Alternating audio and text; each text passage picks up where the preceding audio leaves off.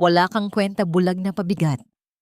Niyakap ni Maya ang sarili sa gitna ng malamig na kalsada habang sa loob ng kanilang bahay ay nagtatawanan sina Rosa at Clara, suot ang kanyang mga pinaghirapan. Ngunit ang mga matang hindi na makakita ay hindi nangangahulugang mananatili siyang nakapikit sa katotohanan. Isang pamilyar na kamay ang humigpit sa kanyang nanginginig na palad.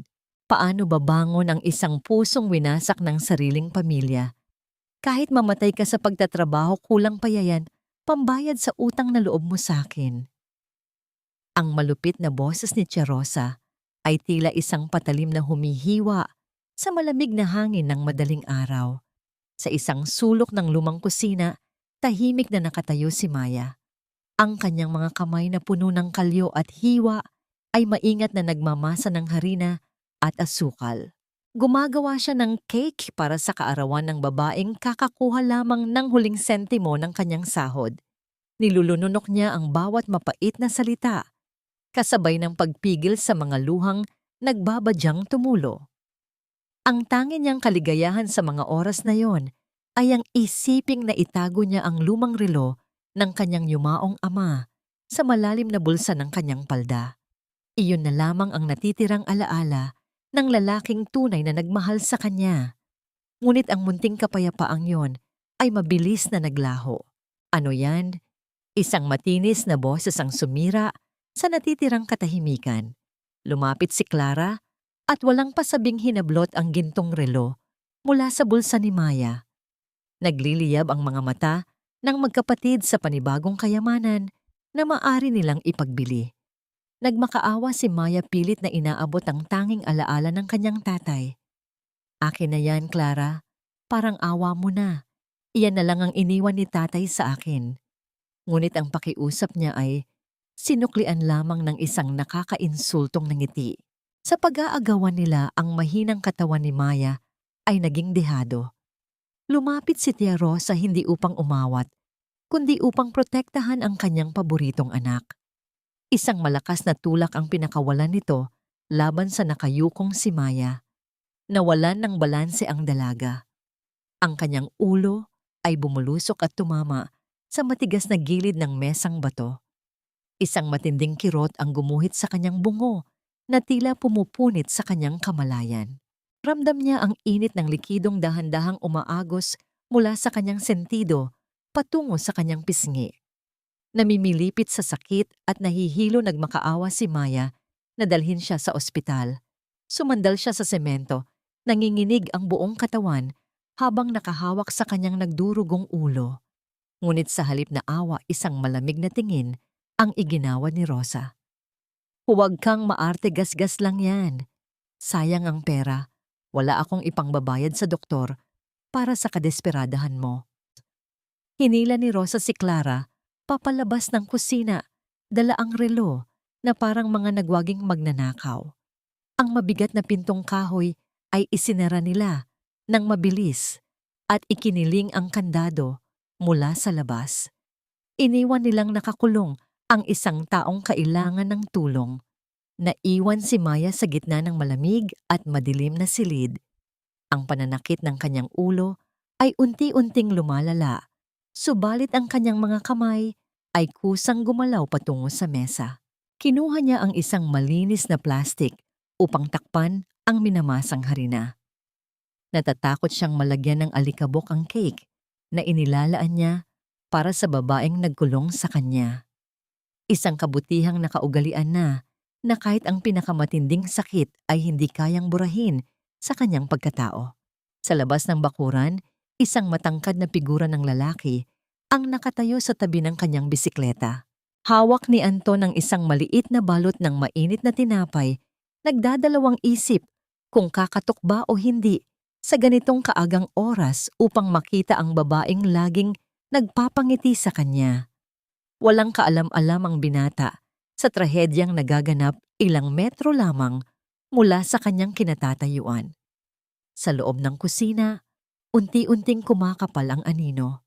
Napapikit si Maya nang mariin umaasang pagdilat niya ay mawawala ang paglabo ng kanyang paningin. Ngunit nang imulat niya ang kanyang mga mata, Ang pamilyar na kulay ng kusina ay naging tila mga patak ng abong pintura na tinunaw sa tubig.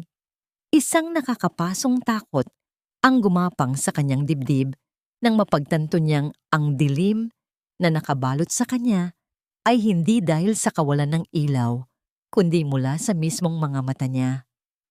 Hanggang kailan niya kakayaning magbigay ng liwanag sa iba kung ang sarili niyang mundo ay unti-unting pinapatay ng mga taong kanyang pinaglilingkuran? Ang umaga ay hindi na naghatid ng liwanag sa mga mata ni Maya, kundi isang makapal na ambon ng kulay, abong ulap na tila ayaw ng humawi.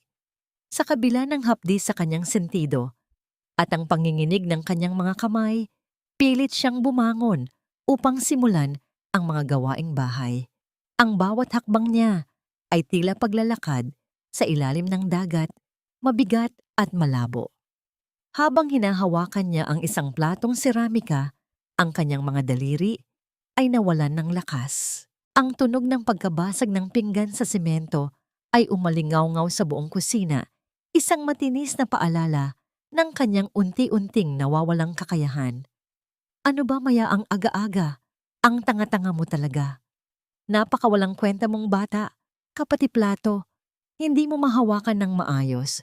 Ang boses ni Tia Rosa ay tila kulog na nagpayanig sa kakarampot na tapang ni Maya. Hindi na sumagot ang dalaga, sa halip ay dahan-dahan siyang lumuhod upang pulutin ang mga piraso ng basag na plato, kahit na ang kanyang paningin ay tila mga anino na lamang na nagsasayaw sa sahig. Isang matalim na gilid ang humiwa sa kanyang daliri at ang pulang likido ay dahan-dahang kumalat sa kanyang balat. Ngunit mas masakit pa rin ang mga salitang ibinabato sa kanya kaysa sa sugat na nararamdaman. Napatigil lamang ang panlalait ni Tia Rosa nang marinig ang pagbukas ng tarangkahan sa labas. Pumasok si Anton na may dalang pag-aalala sa kanyang mga mata. Agad siyang lumapit kay Maya nang makita ang dugo sa daliri nito. Maya, what happened? Nasaktan ka ba? Ang malambot at baritong boses ni Anton ay tila isang mainit na kumot sa gitna ng malamig na bagyo. Maingat niyang kinuha ang kamay ni Maya at inilabas ang isang malinis na panyo upang ibalot sa sugat nito. Sa sandaling yun, ang mundo ay tila huminto para kay Maya. Kailangan niyang ipikit ng bahagya ang kanyang mga mata at nemii upang makita ng malinaw ang mukha ni Anton. Ang bawat linya sa kanyang noo, ang kislap ng kanyang mga mata, at ang hugis ng kanyang mga labi ay tila isang obra maestra na nais ni Mayang itanim sa kanyang alaala. Alam niyang hiram na lamang ang liwanag na ito. Dinaman niya ang init ng palad ni Anton, ang marahang paghaplos nito sa kanyang nanginginig na balat, at ang bawat tibok ng kanyang sariling puso na tila sumasabay sa banayad na hininga ng binata. Ito ang kanyang golden moment, ang pag-ukit sa kanyang isipan ng mukha ng tanging lalaking nagparamdam sa kanya na siya ay mahalaga bago pa man siya tuluyang lamunin ng dilim. I'm okay, Anton. Medyo nahilo lang ako ng kaunti. Pabulong na sagot ni Maya, pilit na itinatago ang takot sa kanyang tinig. Ngunit ang pag-aalala ni Anton ay hindi basta-basta mapapawi.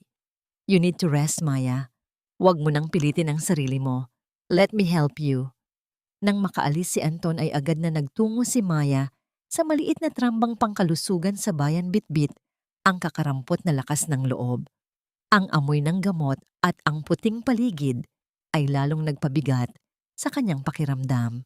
Pagkatapos ng ilang serya ng pagsusuri, ang matandang doktor ay huminga ng malalim habang tinitingnan ang mga mata ni Maya.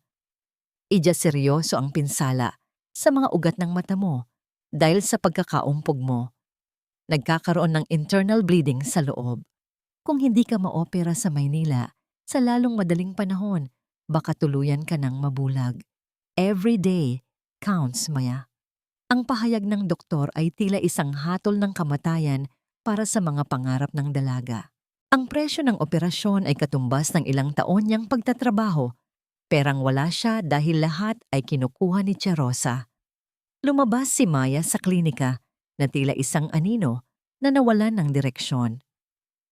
Habang siya ay naglalakad pauwi, hindi niya napansin na ang reseta at ang liham ng doktor tungkol sa kanyang kalagayan ay nahulog mula sa kanyang bulsa nang kumuha siya ng panyo. Ang mga papel na yon ay dahan-dahang nilipad ng hangin hanggang sa mapadpad sa paanan ni Clara na noon ay naglalakad din sa kalsada. Pinulot ito ni Clara at ang isang mapanuyang ng ngiti ay gumuhit sa kanyang mga labi habang binabasa ang nilalaman nito. Pag-uwi ni Maya sa bahay, sinalubong siya ng isang nakakabinging katahimikan na lalong naging nakakatakot nang makita niya si Tia Rosa na nakatayo sa gitna ng sala. Hawak nito ang isang maliit na sobrang may tatak ng bangko at ang liham na isinulat ni Anton para kay Maya, isang liham na naglalaman ng kanyang tapat na damdamin at ang perang lihim niyang ibinigay upang makatulong sa pangangailangan ni Maya. Ang mukha ni Tia Rosa ay tila isang maskara ng kasamaan habang dahan-dahan niyang pinupunit ang liham sa harap ni Maya. Akala mo ba hindi ko malalaman ang lakas ng loob mong kumuha ng pera mula sa kanya? Magnanakaw ka na, malandi ka pa. Ang bawat piraso ng papel na nahuhulog sa sahig ay tila mga piraso ng puso ni Maya na nadudurog. Ngunit ang mas masakit ay ang malamig na katotohanang alam na ni Rosa ang tungkol sa kanyang mga mata at sa halip na awa ang nakita ni Maya sa malabong anino ng kanyang tiya ay ang plano nitong gamitin ang kanyang kapansanan upang tuluyan siyang ilubog. Paano palalaban ang isang pusong hindi na makakita ng pag-asa sa gitna ng unti-unting pagpikit ng mundo? Ang marangyang bag na kulay kape na hawak ni Tia Rosa ay tila isang malaking insulto sa harap ng nanlalabong paningin ni Maya. Habang ang dalaga ay nakasandal sa pinto ng kusina, ramdam niya ang hapdi ng kanyang sugat sa sentido, ngunit mas mahapdi ang katotohanang nakikita niya. Ang perang ipinagkatiwala ni Anton para sa kanyang operasyon ay naging isang material na bagay na ngayon ay ipinagmamalaki ni Clara sa harap ng salamin. Ito ang nararapat sa ate mo, Maya. Kailangan niyang magmukhang presentable kapag kasama niya si Anton sa bayan. Isipin mo na lang na pambayad ito sa lahat ng pagtitiis ko sa iyo noong bata ka pa. Wika ni Tia Rosa habang hinahaplos ang makinis na balat ng bag. Pero tiya, iyon po ang perang gagamitin ko para sa operasyon ng mga mata ko. Sabi po ng doktor mawawala na ang paningin ko kapag hindi ako agad nadala sa Maynila. Pabulong na pakiusap ni Maya. Ang kanyang boses ay nanginginig punong-puno ng pagsusumamo na kahit bato ay lalambot, ngunit hindi ang puso ni Rosa. Tumawa ng mapait ang matanda. Operasyon, napakadramatiko mo. Magpahinga ka lang at mawawala rin ang labo niyan.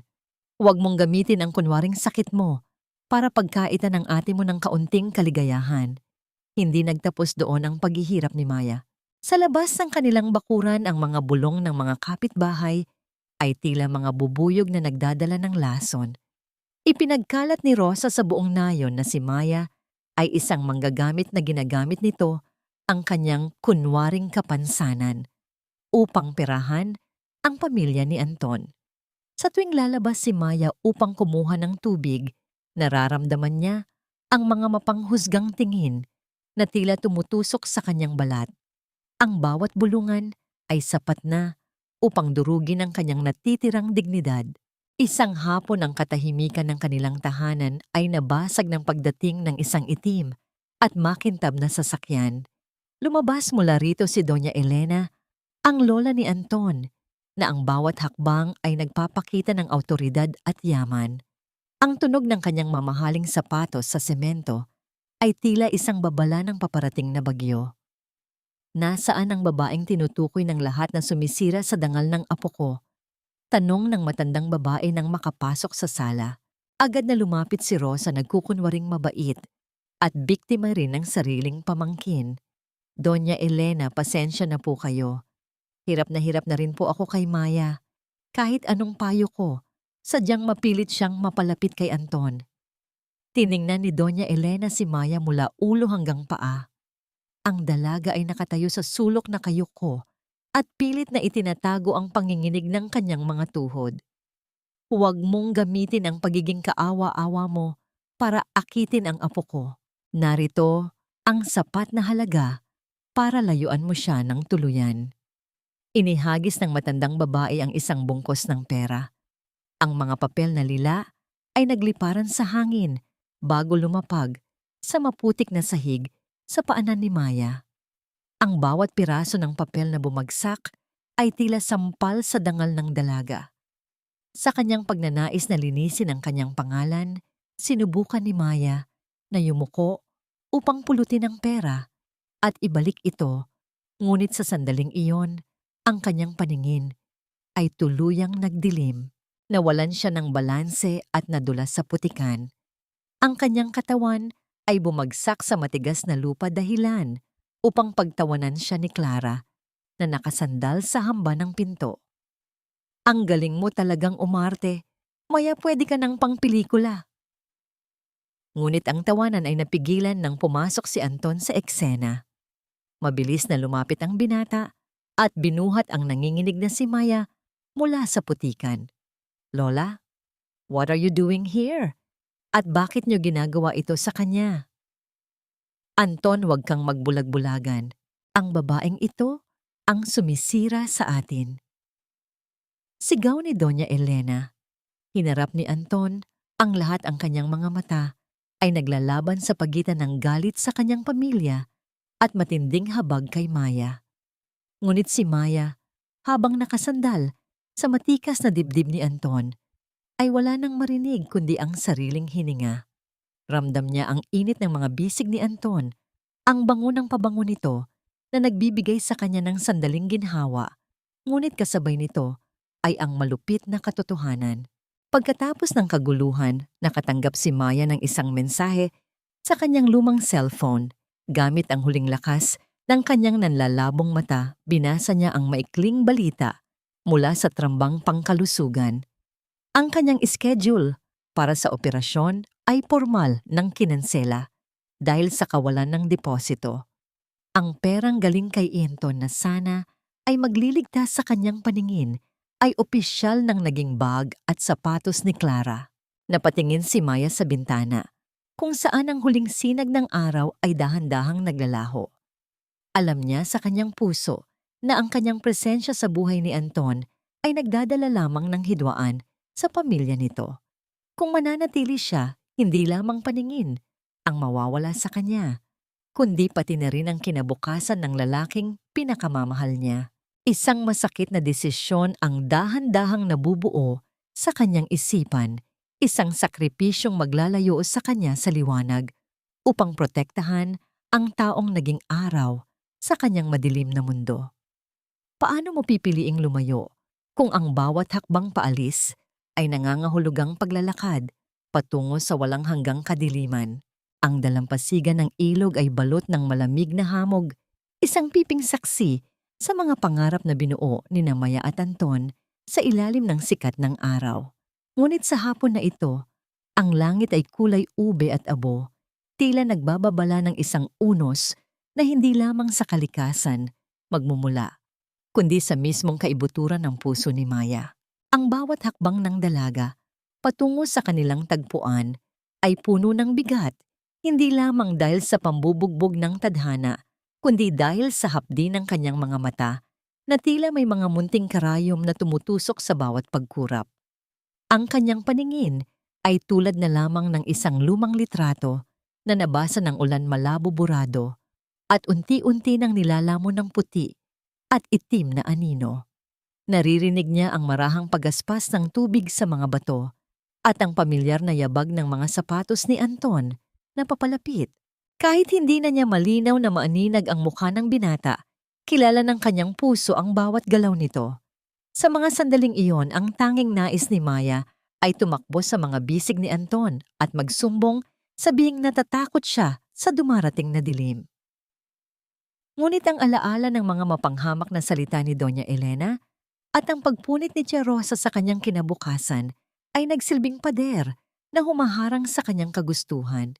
Maya, akala ko hindi ka darating. Look, may ginawa ako para sa'yo habang naghihintay ako. Masiglang boses ni Anton ang bumasag sa katahimikan. Kinuha niya ang kamay ni Maya at maingat na inilagay ang isang singsing na yari sa pinilipit na damo. It's a grass ring for now, pero pangako papalitan ko ito ng tunay na brilyante sa harap ng altar. I don't care about what my lola says. I love you, Maya. Ang init ng palad ni Anton ay tila nanununo sa nanlalamig na kamay ni Maya. Ang panginginig ng kanyang mga balikat ay hindi na niya naitago. Ito na sana ang pinakamasayang sandali ng kanyang buhay kung hindi lamang siya nakakulong sa isang tadhana na walang liwanag. Sa loob ng kanyang isipan, nagtatalo ang pagnanais na lumigaya at ang tungkulin na huwag maging pabigat sa lalaking may maunlad na bukas. Marahang binawi ni Maya ang kanyang kamay, hinahayaan ang damong singsing na mahulog sa buhanginan. Stop it, Anton. Tama na ang laro-larong ito. Malamig at matigas ang boses ni Maya, bagaman ang kanyang boses ay tila nadudurog sa bawat salita. Tama ang lola mo. Masyado akong ambisyosa. Nung una, akala ko ay sapat na ang yaman mo para maiyahon ako sa hirap. Pero look at me, look at my situation. Ang gulo-gulo na ng buhay ko dahil sa'yo. Pagod na akong makipaglaban sa pamilya mo. Napatigil si Anton, ang kanyang nanangiti ay dahan-dahang napalitan ng sakit at kalituhan. What are you talking about? Maya, alam nating pareho na hindi pera ang habol mo. We can get through this together. Hindi mo ba naintindihan? Pera lang ang habol ko sa'yo at dahil wala na, dahil pinutol na ng lola mo ang sustento mo, wala ka ng silbi sa akin. Ang pagsisinungaling na yon, ang pinakamatalim na patalim na kailanman ay binitawan ni Maya. Pinanood niya ang anino ni Anton na tila nanliliit sa harap niya. Sa kanyang malabong paningin, nakita niya ang pagbagsak ng mga balikat ng binata. Ang bawat luhang pilit na pinipigilan ni Maya ay tila nagiging apoy na tumutupok sa kanyang lalamunan. Walang imik na tumalikod si Anton. Ang tunog ng kanyang mga yabag na palayo ay tila mga huling tibok ng puso ni Maya na unti-unting namamatay. Nang masiguro niyang malayo na ang binata, bumigay ang mga tuhod ni Maya. Napasubsob siya sa malamig na lupa, ang kanyang mga daliri ay pilit na hinahanap ang damong singsing na itinapon niya kanina. Niyakap niya ang kanyang sarili sa gitna ng malakas na pagbuhos ng ulan. Ang kanyang mga hikbi ay nalunod sa ingay ng kalikasan. Ang kanyang buong pagkatao ay nagluluksa sa pagkawala ng tanging lalaking nagturo sa kanya kung paano mangarap habang ang paligid ay dahan-dahan nang binabalot ng gabi. Kinabukasan, ang pagtila ng ulan ay hindi naghatid ng pag-asa. Sa loob ng kanyang maliit na silid, dahan-dahang iminulat ni Maya ang kanyang mga mata. Inaasahan niyang makikita ang sinag ng araw na tumatagos sa siwang ng bubong o kahit ang anino ng punong mangga sa labas ng bintana. Ngunit sa halip na liwanag, tanging isang makapal, mabigat at walang hanggang itim na tabing ang sumalubong sa kanya. Ipinikit niya ang kanyang mga mata at muling iminulat, umaasang isa lamang itong masamang panaginip. Subalit kahit gaano kalaki ang kanyang pagkakahumaling sa liwanag, ang kanyang balintataw ay tumanggi ng tumanggap ng kahit anong kulay. Ang mundo ay tuluyan ng nagsara para sa kanya. Ang dilim ay hindi na lamang nasa labas, kundi naging bahagi na ng kanyang bawat hininga. Ang kadiliman ay hindi na lamang isang kulay na nakikita sa pagpikit ng mga mata, kundi isang mabigat at malamig na kumot na tuluyan ng bumalot sa bawat hininga ni Maya.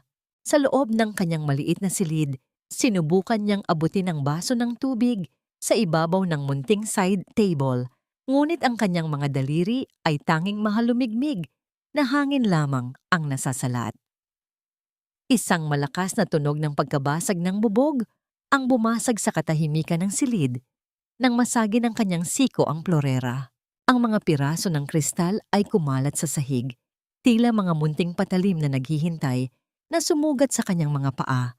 Subalit masigit na nasugatan ang kanyang kalooban dahil sa kawalan ng kakayahang makita ang sariling paligid. Ano na namang ginagawa mo?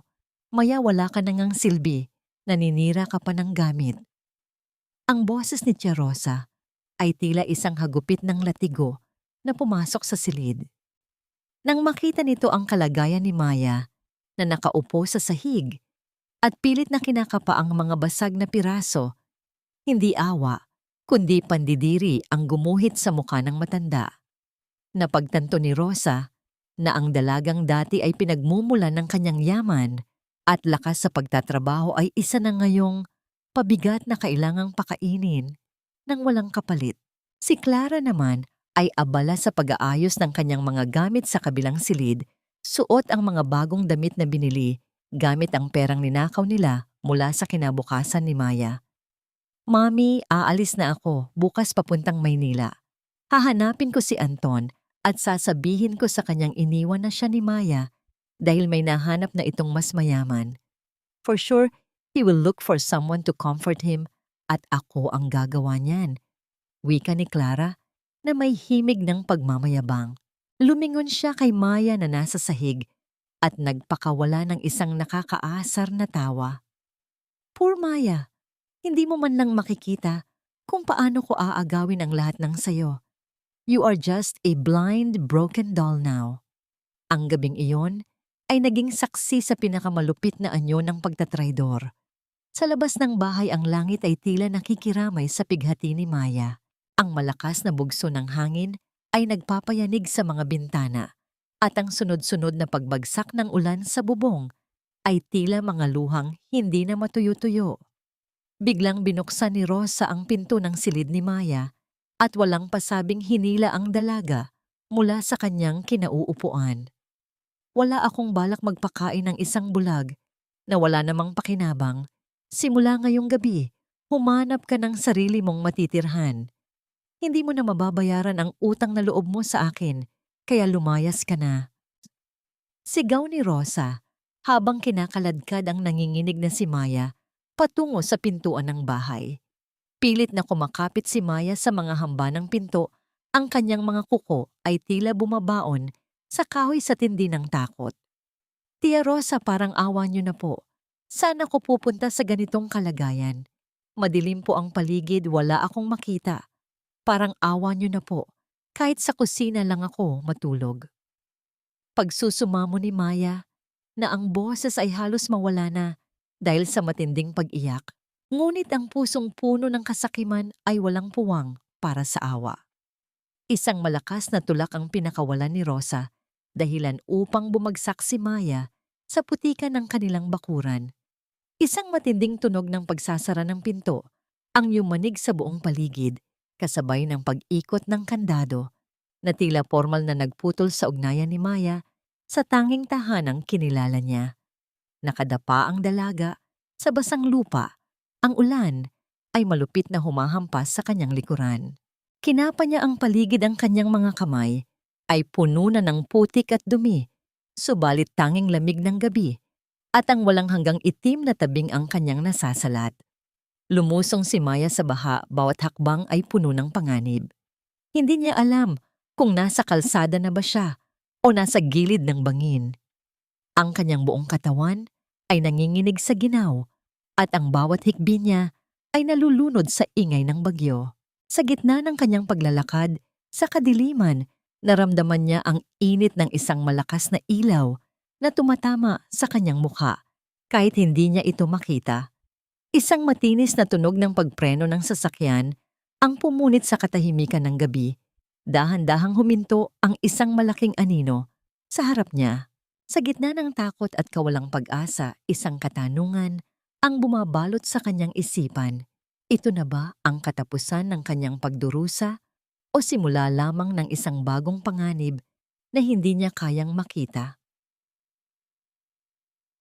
Ang matinis na pagkiskis ng goma ng sasakyan sa basang aspalto ay gumuhit sa katahimikan ng gabi, isang ingay na tila humihiwa sa malakas na buhos ng ulan. Napapikit ng mariin si Maya kahit na wala naman siyang makitang anino ng liwanag. Nadama niya ang bugso ng init mula sa makina ng sasakyan na huminto ilang pulgada lamang mula sa kanyang nanginginig na katawan.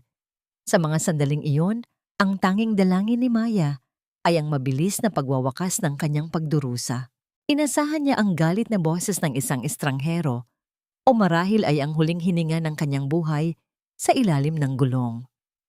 Ngunit ang sunod-sunod na tunog ng pagbukas at pagsasara ng pinto ng sasakyan ay sinundan ng mga yabag na mabilis at puno ng pagkataranta. Ang amoy ng basang lupa ay nahaluan ng isang pamilyar na bango, ang bango ng sandalwood, at malinis na labada na tanging sa isang tao lamang niya nararamdaman. Maya, Diyos ko, Maya. Ang boses na yon ay tila isang anghel na bumaba mula sa langit upang sagipin siya mula sa impyerno. Bago pa man makasagot ang dalaga, naramdaman na niya ang dalawang malalakas na bisig na bumalot sa kanyang basang-basang katawan. Ang init ng dibdib ni Anton ay tila isang kuta na nagbibigay ng proteksyon laban sa malupit na bagyo. Napahigbi si Maya, ang kanyang mukha ay ibinaon niya sa balikat ng binata, habang ang kanyang mga kamay na puno ng putik ay pilit siyang itinutulak palayo dahil sa hiya at takot. Anton, umalis ka na. Please, huwag mo akong makitang ganito. Pagsusumamo ni Maya sa pagitan ng kanyang mga hagulhol, ngunit lalo lamang siyang hiningpitan ng yakap ni Anton. Ramdam ng binata ang bawat panginginig ng payat na katawan ni Maya, ang bawat paghabol nito ng hininga na tila isang ibon na sugatan at malapit ng mamatay. Bakit mo tinagong bulag ka na, ha? Bakit mo sinarili ang lahat ng sakit na ito? Ang boses ni Anton ay gumaralgal, puno ng pagsisisi at matinding pagmamahal. Hindi na hinintay ni Anton ang sagot ng dalaga. Binuhat niya si Maya na tila ba ito ay isang pinakamahalagang kayamanan na muntik na niyang mawala. Maingat niya itong ipinasok sa loob ng sasakyan, kung saan ang init ng heater ay dahan-dahang nagpapawi sa ginaw na nanunuot sa buto ng dalaga. Dinala ni Anton si Maya sa isang maliit ngunit komportableng rest house sa labas ng bayan, malayo sa mapanghusgang mga mata ng kanilang mga kamag-anak. Sa loob ng silid, ang tanging naririnig ay ang marahang paglagitik ng apoy sa tsiminea at ang banayad na paghampas ng ulan sa bintana. Maingat na pinunasan ni Anton ang buhok at mukha ni Maya gamit ang isang malambot na tuwalya. Ang bawat haplos ng binata ay puno ng pag-iingat, tila natatakot na baka sa isang maling galaw ay mabasag ang dalagang nasa harap niya. I'm sorry, Maya. I'm so sorry na iniwan kita nung hapon na yon. I was so stupid to believe those lies. Pabulong na wika ni Anton habang hawak ang nanginginig na mga kamay ni Maya. Nanatiling tahimik ang dalaga, ang kanyang mga mata na walang buhay ay nakatingin sa kawalan, ngunit ang kanyang puso ay nagdiriwang sa bawat salitang namumutawi sa labi ng binata. Nadama niya ang paglapat ng labi ni Anton sa kanyang noo, isang halik na hindi naghahanap ng anuman, kundi ang magbigay ng katiyakan na hindi na siya muling mag-iisa sa dilim. Dito ka lang, Maya. Dito tayo sa lugar na walang makakapanakit sa'yo. I will be your eyes. I will be your strength. Pangako ni Anton na tila isang panata sa harap ng dambana. Sa unang pagkakataon, matapos ang mahabang panahon, nakaramdam si Maya ng tunay na kapayapaan.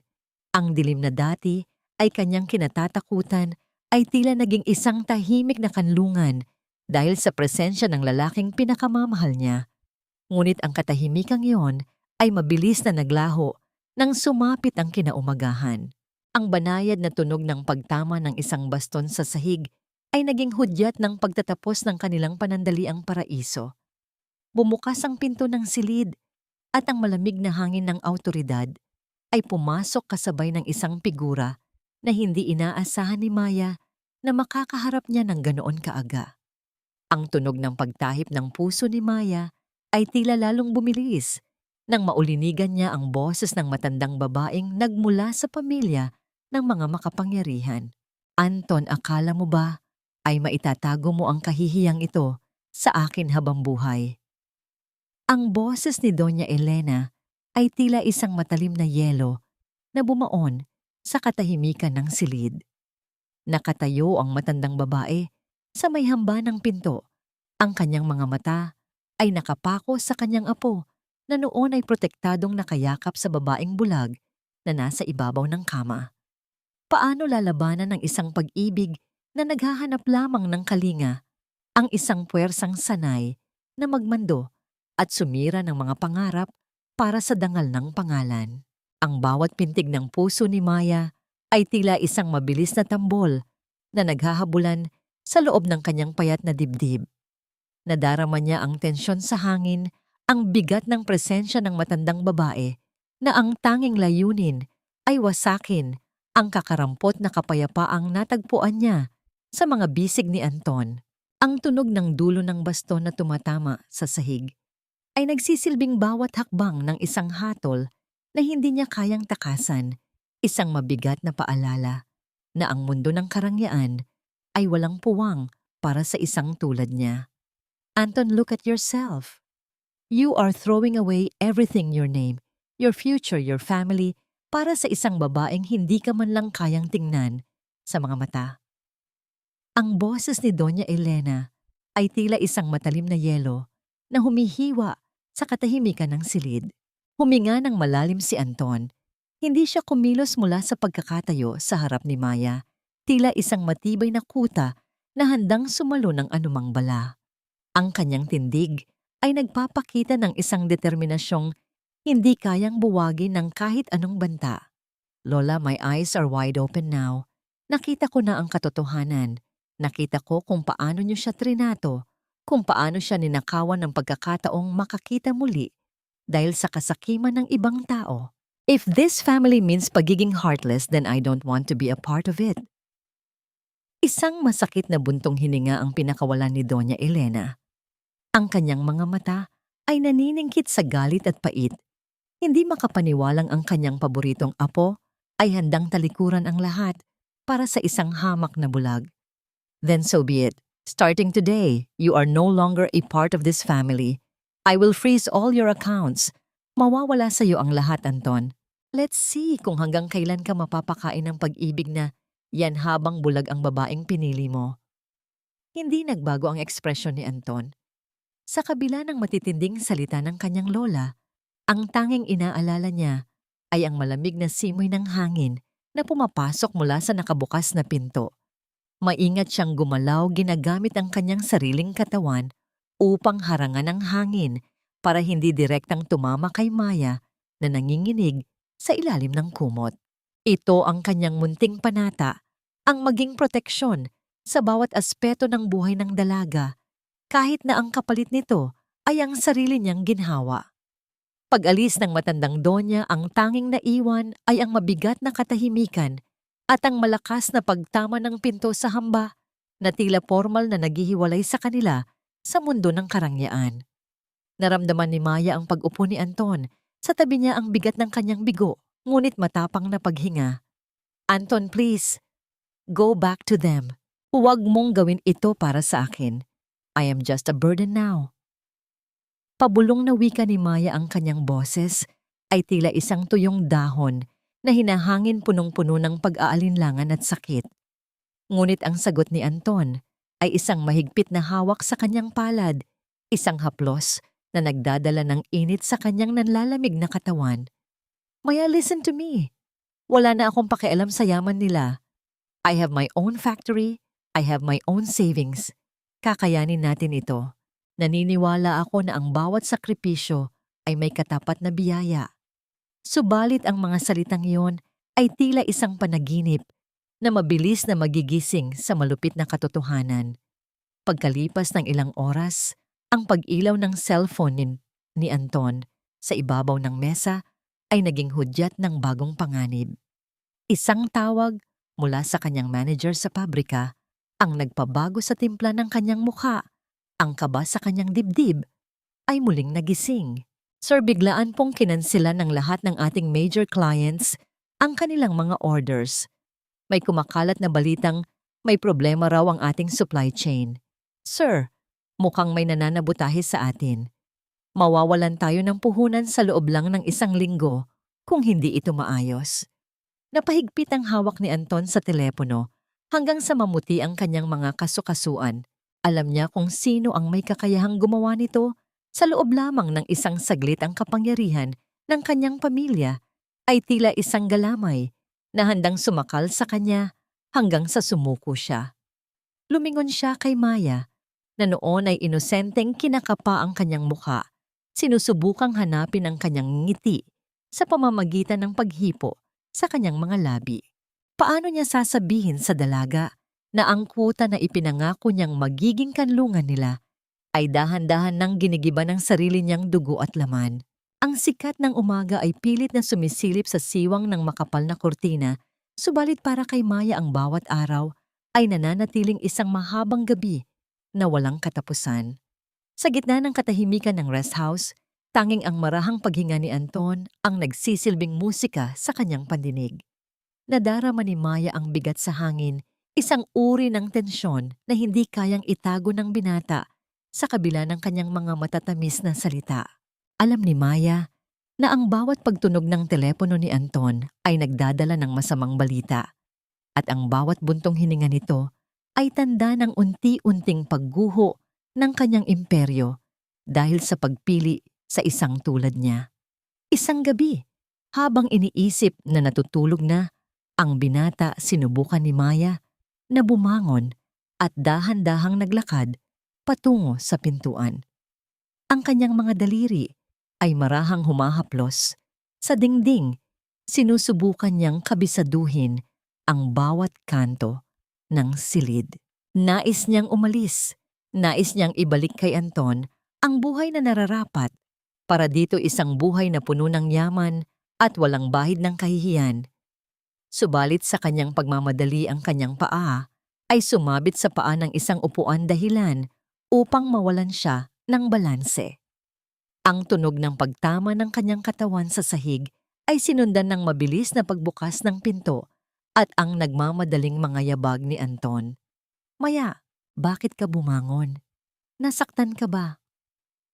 Ang boses ni Anton ay puno ng takot at pag-aalala habang mabilis niyang binubuhat ang dalaga pabalik sa kama. "Anton, please, let me go.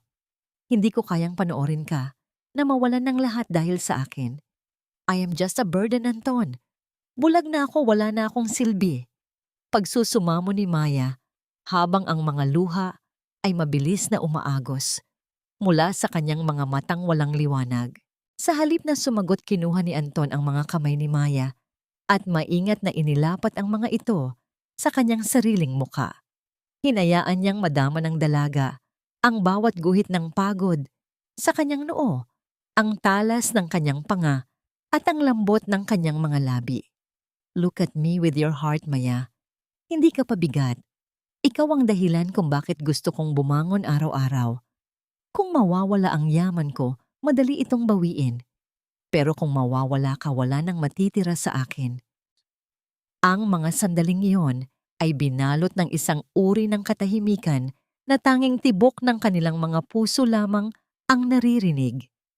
Ang bawat haplos ni Anton sa buhok ni Maya ay nagdadala ng katiyakan, isang pangakong hindi kayang basagin ng anumang unos. Sa ilalim ng malambot na liwanag ng buwan na tumatagos sa bintana, muling natagpuan ni Maya ang kanyang lakas. Upang malabanan ang lungkot, muling bumalik si Maya sa kanyang hilig. Sa kusina ng rest house, ang amoy ng harina at bagong luto na tinapay ay dahan-dahang kumalat. Gamit ang kanyang pandama at pang-amoy, sinubukan ni Maya na magmasa ng harina. Ang marahang paghampas ng kanyang mga palad sa malambot na masa ay tila isang ritual ng paghilom. Kahit hindi niya nakikita ang kulay ng kanyang mga gawa, alam niyang ang bawat tinapay na kanyang naluluto ay puno ng pag-ibig para sa lalaking hindi siya iniwan. Ang matamis na amoy ng asukal at mantikilya ay nagpabalik ng kaunting sigla sa kanyang puso, isang paalala na mayroon pa siyang kayang ibigay sa mundo. Isang hapon, habang dahan-dahang naglilinis ng mga gamit sa sala, ang mga daliri ni Maya ay sumalat sa isang makapal na folder sa ibabaw ng mesa. Sa kanyang pag-aaral ng Braille na itinuturo ni Anton, dahan-dahang naramdaman ng kanyang mga dulo ng daliri ang mga nakaalsa na tuldok sa papel. Ang bawat letra na kanyang nababasa ay tila isang malamig na tubig na ibinuhos sa kanyang katawan. Hindi ito tungkol sa negosyo ni Anton. Ang mga salitang nakasulat ay tungkol sa kanyang pamilya, tungkol kina Rosa at Clara, at ang mga lihim na transaksyon na hindi niya kailanman inaasahan. Napatigil si Maya, ang kanyang puso ay tila tumigil sa pagtibok nang maramdaman niya ang isang pamilyar na pangalan sa dulo ng pahina.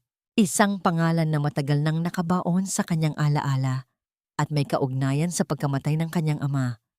Sa labas, ang langit ay dahan-dahang nagdidilim at ang tunog ng papalapit na sasakyan ay nagpahiwatig ng pagdating ni Anton. Ngunit bago pa man makapasok ang binata, isang tanong ang pilit na bumabagabag sa isipan ni Maya. Bakit itinatago ni Anton ang mga dokumentong ito sa kanya? May kinalaman ba ang lalaking pinakamamahal niya sa trahedyang sumira sa kanyang pamilya? O sinusubukan lamang siya nitong protektahan mula sa isang katotohanang mas madilim pa sa kanyang kasalukuyang mundo, sa loob ng isang madilim at mapanghing paupahan sa gilid ng syudad? Ang dating marangyang buhay ni Rosa at Clara ay tila isang masamang panaginip na ayaw magising. Ang tunog ng pagkayod ng posporo sa gilid ng kahon ay sinundan ng isang maliit na apoy na nagbigay ng liwanag sa nanlilimahid nilang silid. Wala na ang kislap ng mga alahas at ang bango ng mamahaling pabango. Ang tanging natira ay ang amoy ng panis na pagkain at ang malapot na pawis ng desperasyon. Mami, hindi ko na kaya rito. Look at my skin. Ang dami ko ng kagat ng ipis. Kasalanan ito ng bulag na. Yan kung hindi dahil sa kanya sana ay asawa ko na si Anton ngayon. Ang boses ni Clara ay puno ng puot habang tinitingnan ang huling ilang pirasong barya sa kanyang palad. Ang lahat ng kanilang ninakaw kay Maya ay naglaho na parang bula dahil sa maling mga desisyon at ang paghahabol ng mga taong pinagkakautangan nila. Isang mapanuyang nangiti ang gumuhit sa tuyot na labi ni Rosa. Hawak niya ang isang lumang dyaryo kung saan may nakitang balita tungkol sa pagkawala ni Anton sa mga marangyang pagtitipon. Huwag kang mag-alala, Clara. Nalaman ko kung nasaan sila. Nasa isang tago at pribadong rest house sila sa labas ng bayan. Si Maya, ang ating huling alas. Siya ang magiging susi para mabuksan nating muli ang vault ni Anton. Pagbayarin natin sila sa hirap natin ngayon. Sa payapang rest house, si Maya ay nakaupo sa beranda ni Nanamnam, ang sikat ng araw sa kanyang balat.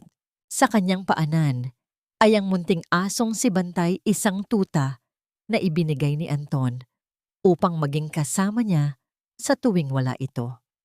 Ang marahang paghilik ng aso at ang pag-aspas ng mga dahon sa paligid ay nagbibigay sa kanya ng isang uri ng katahimikan na matagal niyang hinanap.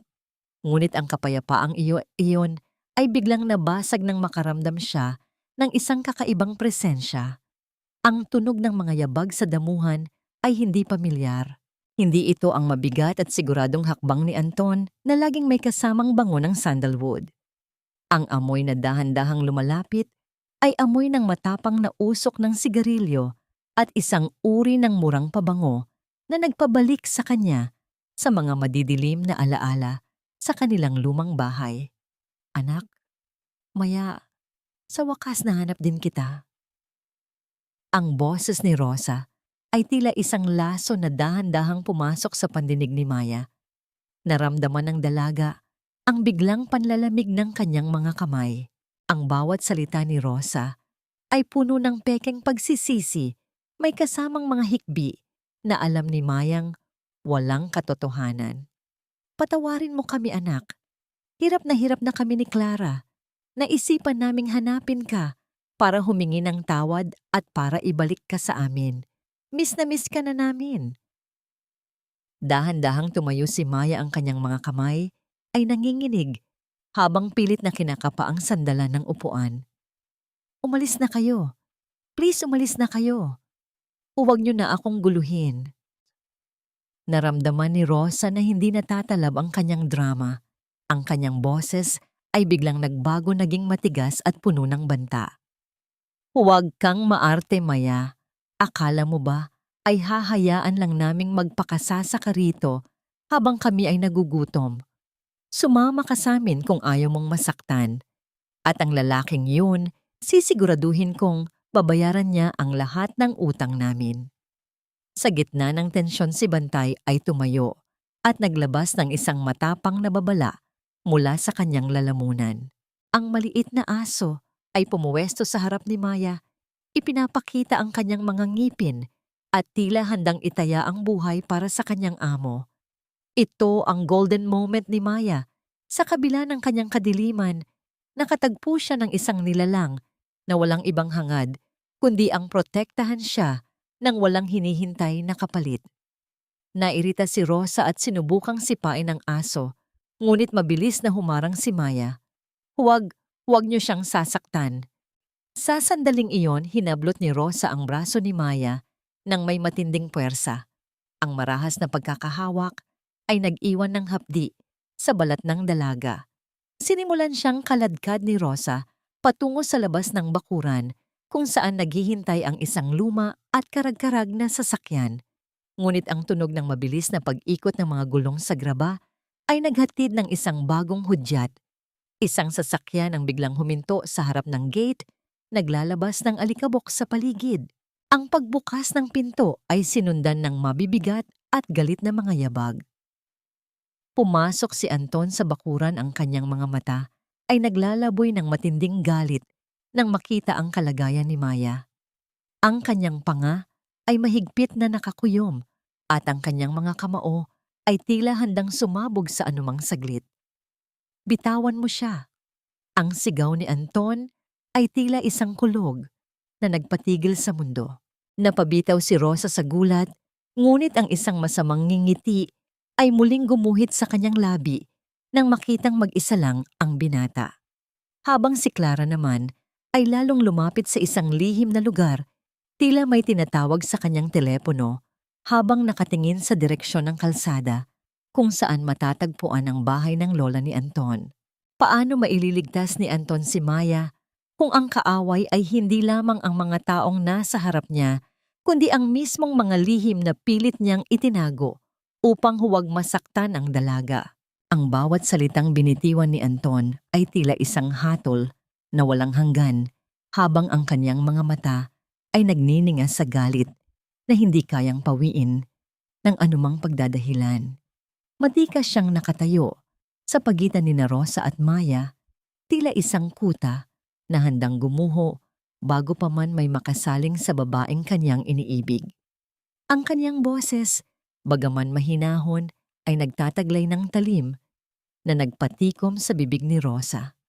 Huwag na kayong babalik dito. Huwag niyo nang susubukang tapakan ang lupang ito o kahit ang anino man lang ni Maya. Dahil sa susunod na makita ko ang inyong mga muka, sisiguraduhin kong sa likod ng rehas na kayo magpapaliwanag. Ang marahas na pagtalikod ni Rosa at Clara ay sinundan ng tunog ng mabilis na pag-andar ng kanilang karag-karag na sasakyan na nag-iwan ng makapal na alikabok sa hangin. Sa kabila ng tagumpay ni Anton, ang kanyang dibdib ay nananatiling mabigat. Kailangan niyang magtungo sa kanyang pabrika upang ayusin ang pananabutahing ginagawa ng kanyang sariling pamilya. Maingat niyang hinaplos ang pisngi ni Maya, isang piping pangako na babalik siya agad bago tuluyang lumisan. Naiwang mag-isa si Maya sa hardin, kasama lamang ang matapat na si Bantay na nakahiga sa kanyang paanan. Ang huni ng mga ibon at ang banayad na pagaspas ng hangin sa mga dahon ay tila nagbibigay ng panandaliang hilom sa kanyang sugatang puso.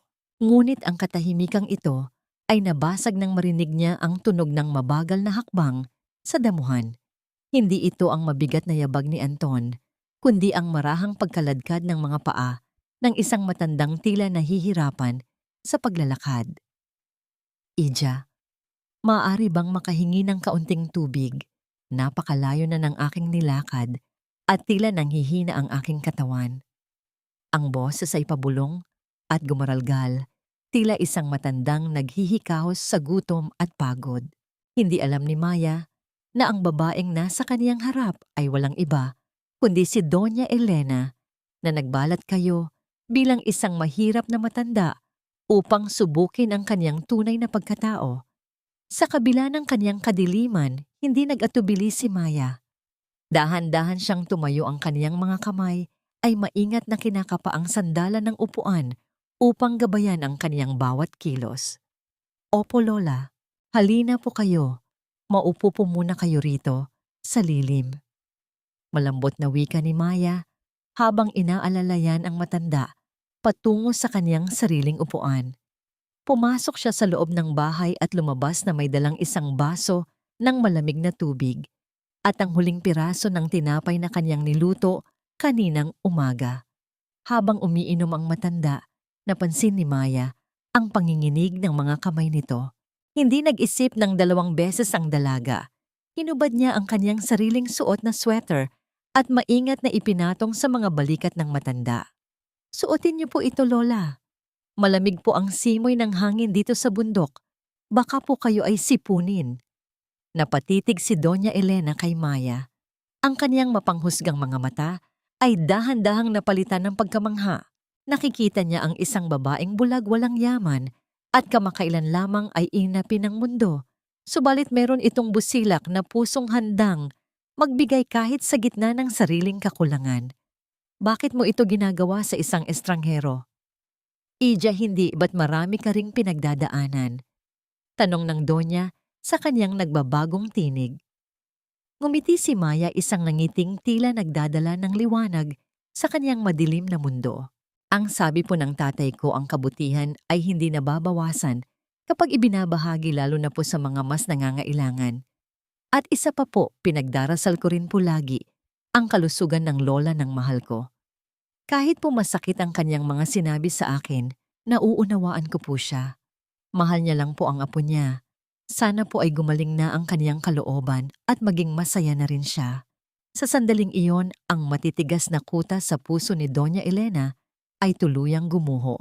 Ang bawat salita ni Maya ay tila isang mitya na tumupok sa lahat ng kasinungalingang itinanim ni Rosa sa kaniyang isipan. Ngunit habang inaayos niya ang sweater sa kaniyang braso, nakuha ng kaniyang pansin ang isang peklat sa ibabaw ng palad ni Maya.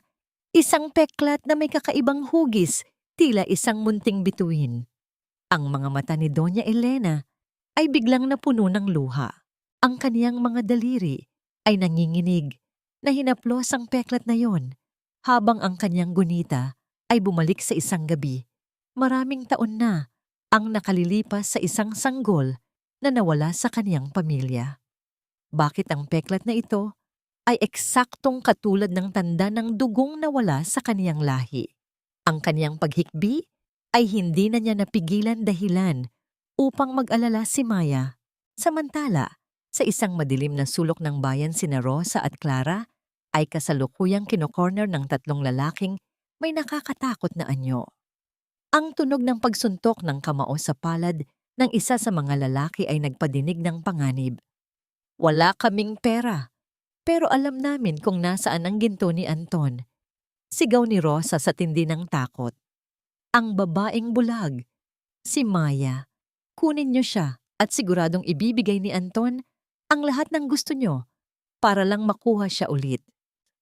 Isang madilim na plano ang nabuo sa gitna ng desperasyon at kasakiman, habang si Doña Elena ay nagsisimulang tumingin kay Maya sa isang bagong paraan. Ang mga anino ng panganib ay dahan-dahan ng gumagapang patungo sa rest house. Paano mapoprotektahan ni Anton ang kanyang reyna kung ang kalaban ay hindi na lamang salita, kundi isang pisikal na banta na naglalayong gamitin ang kahinaan ni Maya laban sa kanyang pag-ibig? Ang hapon ay balot ng isang kakaibang katahimikan, isang uri ng katahimikan na tila nagbabadya ng isang malaking bagyo. Sa tapat ng gate ng rest house, ang tunog ng gulong ng isang luma at karag-karag na sasakyan na dahan-dahang humihinto sa ibabaw ng graba ay naghatid ng kilabot sa balat ni Maya. Nakaupo ang dalaga sa beranda, ang kanyang mga daliri ay mahigpit na nakahawak sa braso ng Silya, habang si Bantay ay nagsimulang magpalabas ng isang babalang tunog. Mula sa kanyang lalamunan, ang kanyang mga balahibo. Sa likod ay nakatayo sa tindi ng tensyon. Maya anak, lumabas ka riyan. May dala kaming tulong para sa'yo. Ang boses ni Rosa ay puno ng huwad na tamis. Subalit sa pandinig ni Maya, ito ay tila gasgas na plakang nagpapaalala ng lahat ng kanyang pagdurusa. Kasama ni Rosa ang tatlong lalaking may malalaking pangangatawan at madidilim na anyo na ang bawat hakbang sa damuhan ay nagdadala ng bigat at panganib. Tia Rosa, pakiusap, umalis na kayo. Hindi niyo ako makukuha sa pagkakataong ito. Nanginginig ang boses ni Maya, subalit meron itong bagong lakas, isang determinasyong nanggagaling sa tiwalang ibinigay ni Anton sa kanya. Huwag kang matigas ang ulo, Maya. Ginagawa ko ito para sa ikabubuti mo. Sigaw ni Rosa habang pilit na binubuksan ang gate. Ngunit bago pa man makahakbang ang mga lalaki patungo sa dalaga, ang paligid ay biglang napuno ng mga anino ng mga taong hindi nila inaasahan. Ang tunog ng sunod-sunod na pagbukas at pagsasara ng mga pinto ng sasakyan sa labas ng bakuran ay naging hudyat ng pagdating ng katarungan. Lumabas si Anton mula sa kaniyang sasakyan, kasunod ang ilang mga unipormadong pulis. Ang kaniyang panga ay mahigpit na nakakuyom, ang kaniyang mga mata ay tila dalawang naglalagablab na apoy na nakatuon sa babaeng sumira sa buhay ng kaniyang minamahal. Tama na ang drama, Rosa. Alam ko na ang lahat. Ang boses ni Anton ay tila kulog na nagpatahimik sa buong paligid. Inilabas niya ang folder na nahanap ni Maya noong isang araw, ang mga dokumentong naglalaman ng mga ebidensya ng malawakang pandaraya, pagnanakaw ng sahod, at ang pinakatalamak, ang paglustay sa perang inilaan para sa operasyon ni Maya. Hindi mo lang siya ninakawan ng pera, ninakawan mo siya ng pagkakataong makakita muli. Ang bawat sentimong ginamit mo sa luho ni Clara ay kabayaran sa kadilimang nararanasan ni Maya ngayon. Sumingit si Clara, pilit na kumakapit sa braso ng kanyang ina, habang ang kanyang mukha ay tila isang maskarang puno ng takot at hiya. Anton, hindi totoo yan. Sinisiraan lang kami ni Maya dahil gusto niya kaming gantihan. Ngunit ang katahimikan ay muling binalot ng isang bagong isang boses na may taglay na awtoridad at bigat. Lumabas si Doña Elena mula sa loob ng bahay, hindi na suot ang kaniyang balatkayo bilang isang mahirap na matanda. Nakatayo siya ng tuwid, hawak ang kaniyang mamahaling baston. Ang kaniyang mga mata ay puno ng pagkamuhi sa mga taong nasa kaniyang harap. Narinig ko ang lahat sa sarili kong mga tenga noong nagpanggap akong pulubi. Wika ni Doña Elena, ang bawat salita ay tila isang hagupit ng latigo. Nakita ko ang busilak na puso ni Maya habang nakita ko ang itim na kaluluwa ninyong mag-ina. Akala niyo ba ay makakalusot kayo sa pamilyang piniling protektahan ang babaeng ito? Ang paglapat ng malamig na bakal ng posas sa mga pulso ni Rosa at Clara ay naging huling hudyat ng kanilang tuluyang pagbagsak. Ang bawat paghikbi at pagmamakaawa ni Rosa ay hindi na pinakinggan ng mga pulis habang dahan-dahan silang inakay patungo sa mga sasakyang may umiikot na pula at asul na ilaw sa ibabaw. Ang katarungan na tila kay tagal na nagtago sa dilim ay sa wakas ay sumikat ng may tindi at liwanag. Sa gitna ng kaguluhan, mabilis na lumapit si Anton kay Maya. Nakita niyang nanginginig ang dalaga, ang kanyang mga kamay ay nakatakip sa kanyang mga tenga, pilit na iwasan ang mga masasakit na salitang ibinabato ni Rosa bago ito tuluyang madala palayo. Inilapit ni Anton ang kanyang mga palad at maingat na itinapat sa mga tenga ni Maya, tila isang mainit na kuta na nagbibigay ng proteksyon at katahimikan. Huwag mo na silang pakinggan, Maya. Tapos na ang lahat. Hindi ka na nila muling masasaktan. Pabulong na wika ni Anton habang isinasandal niya ang noo sa noo ng dalaga. Ito ang kaniyang golden moment, ang pagbibigay ng kapayapaan sa gitna ng unos, ang pagpapatunay na ang tunay na pag-ibig ay hindi lamang tungkol sa lirikong mga salita, kundi sa pagiging sandigan sa oras ng matinding takot. Huminga ng malalim si Maya, ang kaniyang mga balikat ay dahan-dahang lumuwag. Nadarama niya ang init ng katawan ni Anton, ang bango ng tagumpay at kalayaan na nanunuot sa kaniyang bawat hininga. Bagaman madilim pa rin ang kaniyang paligid, ramdam niya ang isang uri ng liwanag na nagmumula sa katarungang kaniyang nakamit. Anton, salamat. Salamat dahil hindi mo ako sinukuan. Pabulong na sagot ni Maya.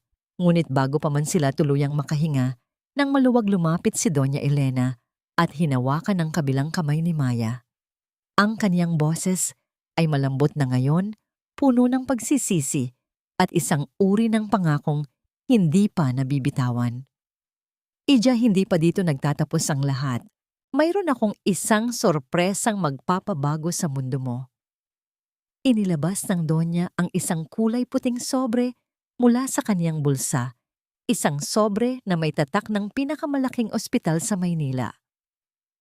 Panahon na para makita mo kung gaano kagwapo ang lalaking pinaglaban ka ng husto. Ang pintig ng puso ni Maya ay muling bumilis, subalit hindi na ito dahil sa takot. Isang matinding kaba ng pag-asa ang gumising sa kaniyang buong pagkatao. Sa dulo ng madilim na kabanatang ito, mayroon pa bang mas malaking himalang naghihintay sa kaniya o sapat na ang liwanag ng katarungan upang punan ang kaniyang buhay? Ang bawat pag-ikot ng gulong ng sasakyan patungong Maynila ay tila isang mabigat na hakbang patungo sa isang hindi tiyak na bukas. Sa loob ng sasakyan, ang tanging naririnig ni Maya ay ang mahinang ugong ng makina at ang mabilis na tibok ng kaniyang sariling puso na tila isang ibong pilit na kumakawala sa hawla ng kaniyang dibdib. Ang hanging humahampas sa kaniyang pisngi ay hindi na kasing presko ng hangin sa kanilang nayon. Ito ay may amoy ng aspalto usok at ang pagmamadali ng syudad na hindi niya makita. Ang kaniyang mga daliri ay mahigpit na nakakapit sa laylayan ng kaniyang bestido habang ang kaniyang buong katawan ay nanginginig sa pagitan ng matinding pag-asa at paralisadong takot. Naramdaman ni Maya ang isang mainit at malaking palad na dahan-dahang binalot ang kaniyang nanginginig na kamay. Ang bawat haplos ni Anton sa kaniyang mga kasukasuan ay nagdadala ng isang uri ng kapayapaan na tanging ang binata lamang ang nakakapagbigay.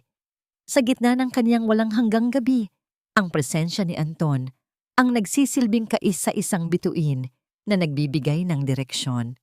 Maya, relax ka lang. We are almost there. Ang pinakamagaling na doktor sa bansa ang titingin sa'yo. Pabulong na wika ni Anton, ang kaniyang boses ay tila isang banayad na himig na humahalik sa pandinig ng dalaga. Anton, paano kung hindi maging matagumpay? Paano kung habang buhay na lang akong ganito? Ang boses ni Maya ay gumaralgal puno ng dusa at pag-aalinlangan na matagal na niyang itinatago sa kanyang kalooban. Natatakot ako na baka mabigulang tayo at lalo lang kitang maging pabigat. Inilapit ni Anton ang kaniyang mukha sa tapat ng tenga ni Maya, sapat na upang maramdaman ng dalaga ang mainit na hininga ng binata. Makinig ka sa akin, Maya. Makakita ka man o hindi, ikaw pa rin ang ilaw ng tahanan ko. Hindi kita pinili dahil sa iyong mga mata, kundi dahil sa busilak mong puso. My love for you is not dependent on what you can see, but on what I feel whenever you are near. Ang katapatan sa boses ni Anton ay naghatid ng isang matamis na kirot sa puso ni Maya, isang uri ng pag-ibig na nagbibigay ng lakas upang harapin ang anumang dilim. Pagdating sa malaking ospital sa Maynila, ang amoy ng antiseptic at ang malamig na hangin mula sa aircon ay tila lalong nagpaigting sa kaba ni Maya. Ang bawat tunog ng sapatos na nagmamadali sa pasilyo at ang kalansing ng mga kagamitang medikal ay tila mga hudyat ng isang laban na hindi niya alam kung mananalo siya. Isinakay siya sa isang wheelchair at habang dahan-dahan siyang itinutulak patungo sa kanyang silid, naramdaman niya ang marahang pagtapik ni Doña Elena sa kanyang balikat. Narito ang isang golden moment na hindi inaasahan ni Maya Sa halip na ang matikas at mapagmataas na donya, naramdaman ni Maya ang isang matandang babaeng marahan na humahalik sa kanyang noo. Magpakatatag ka, Ija. Marami pa tayong dapat pag-usapan tungkol sa pamilya natin. Hihintayin kita sa labas ng operasyon. Ang boses ng matanda ay may bahid ng pagsisisi, isang piping, paghingi ng tawad sa lahat ng sakit na naidulot nito. Sa loob ng chapel ng ospital, habang hinihintay ang oras ng operasyon, lihim na nagtungo si Doña Elena upang magtirik ng kandado. Ang liwanag ng apoy sa kandila ay sumasalamin sa mga luha sa kaniyang mga mata, habang kaniyang idinadalangin ang kaligtasan ng dalagang dati ay kaniyang hinamak. Ang transformasyong ito ng matanda ay isang lihim na saksing nagpapatunay na ang kabutihan ni Maya ay may kapangyarihang magpaamo kahit ng pinakamatigas na puso. Dumating ang oras ng operasyon. Ang marahang pagtunog ng pagbukas ng malalaking pinto ng operating room ay naging hudyat ng sandaling kaniyang kinatatakutan. Bago siya tuluyang ipasok, mahigpit na hinawakan ni Maya ang kamay ni Anton. "Huwag kang aalis, ha? Hindi ako aalis, Maya. Dito lang ako hihintayin ang unang pagkakataon na muli mong imulat ang iyong mga mata." Pumasok ang punong doktor, ang kaniyang mga hakbang ay mabigat at puno ng seryosong awtoridad. Matapos suriin ang huling scan ni Maya, bago ang mismong operasyon, bahagyang kumunot ang noo nito habang tinitingnan ang monitor. Ang kaniyang katahimikan ay tila isang mabigat na ulap na bumalot sa silid. Mayroong isang komplikasyong hindi inaasahan, isang maliit na ugat na tila nakadikit sa bahaging hindi dapat galawin. Lumingon ang doktor kay Anton na nasa labas ng pinto, ang kaniyang mukha ay tila may dalang mensaheng mahirap bigkasin. Sa loob ng operating room, dahan-dahang itinapat ang oxygen mask sa mukha ni Maya, habang ang kaniyang kamalayan ay dahan-dahang nilalamon ng antok ng anesthesia. Ang huling imaheng pilit niyang binubuo sa kaniyang isipan ay ang mukha ni Anton, ang kaisa-isang liwanag na nais niyang masilayan sa kaniyang paggising. Ngunit sa likod ng saradong pinto, ang pag-aalala sa mukha ng doktor ay nag-iiwan ng isang nakakabahalang tanong.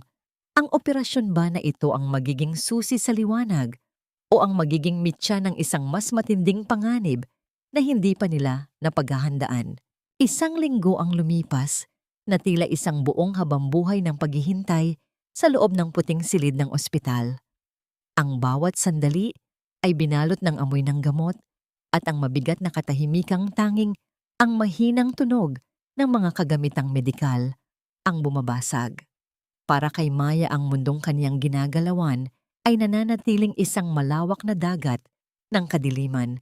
Subalit sa pagkakataong ito, mayroong isang uri ng kaba na nagpapabilis sa kaniyang paghinga.